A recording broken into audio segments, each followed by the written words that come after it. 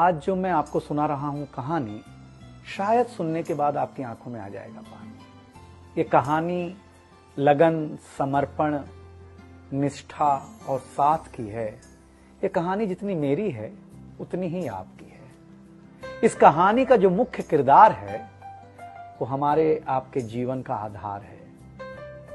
वो आपके लिए ज्यादा, अपने लिए कम बनी है। हाँ जी, बिल्कुल सही समझ रहे हैं आप। वो हमारे आपकी पत्नी है। वो हमारी आपकी पत्नी है।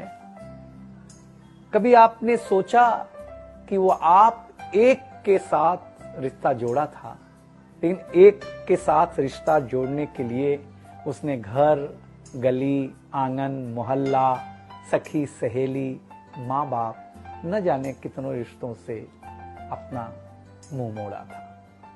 याद करिए, जब आपके साथ ब्याही थी और आपके घर आई थी तो बहू, भाभी, दुल्हन, न जाने कितने नामों के साथ बुलाई जाती थी। ये सुनकर के वो मन ही मन मुस्कुराए जाती थी। घर के सारे लोग उसी के भरोसे रहते थे। शायद इसीलिए अंग्रेजी में हम उसे हाउसवाइफ कहते थे। कुछ ही दिनों तक उसने दुल्हन होने का आनंद जिया। फिर झाड़ू, पोछा, बर्तन, चूल्हा, चौका, इन सब ने उसको जकड़ लिया। रोज हमारे लिए नाश्ते से लेकर खाने तक कुछ खास रखना, हमारी लंबी उम्र के लिए न जाने कितने उपवास रखना। कुछ महीनों बाद किलकारी गूंजी तो सारे खौफ सजे। वो मां बनी तो हम भी बाप बने। जैसे जैसे वो उम्र की सीढ़ियां चढ़ती गई, जैसे जैसे वो उम्र की सीढ़ियां चढ़ती गई, जवाबदारियां कुछ न कुछ रोज बढ़ती गईं। एक तरफ बच्चे पे नजर, दूसरी ओर मैं ऑफिस के लिए लेट न हो जाऊं इस बात का डर।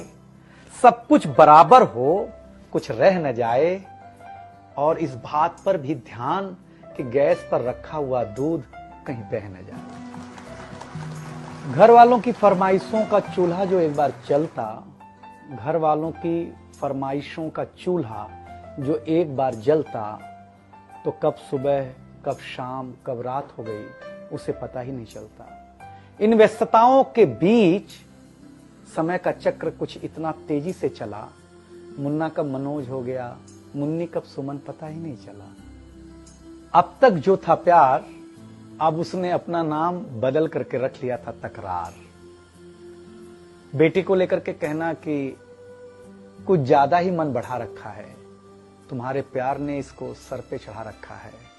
अब तो वो मुझे भी देने लगी थी ताना, अब तो वो मुझे भी देने लगी थी ताना, ऑफिस में ही रहा करो ना, 2-4 घंटे के लिए घर के आना।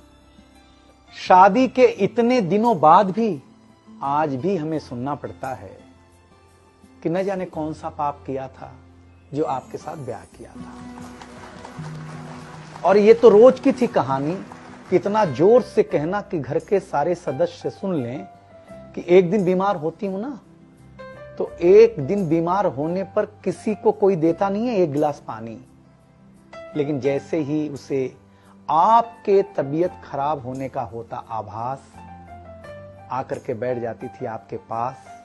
याद तो होगा ना, वो मीठी बातों के साथ माथे पर विक्स लगाना और साथ में कान में यह भी कहना कि कल सुबह अगर अच्छा ना लगे तो फिर ऑफिस मत जाना। लेकिन एक दिन समय ऐसे मोड़ पर ले आता है जहां बदल जाता है जिंदगी का ताना बाना। थाली में रोटी रखते हुए उसका ये कहना कि बेटी जवान हो गई है, क्या अब लड़का भी मुझे ही ढूंढने होगा जाना। शादी तय हो जाने के बाद 1-1 रुपया जोड़ना, पैसे कम पड़ने पर खुद का कंगन तोड़ना, सब कुछ हो जाएगा मुझे ढाढ़स बढ़ाना, सब कुछ हो जाएगा मुझे ढाढ़स बढ़ाना। विवाह का गीत खुद रोते हुए गाना। याद तो होगा ना आप लोगों को ये गुजरा हुआ जमाना। कुछ समय बाद जब हम जवाबदारियों से मुक्त हो जाते हैं तो कुछ ज्यादा ही धर्मयुक्त हो जाते हैं। उम्र के अंतिम पड़ाव पर हम बीमारियों के बीच जीने लगे हैं। बिना शक्कर की चाय पीने लगे हैं।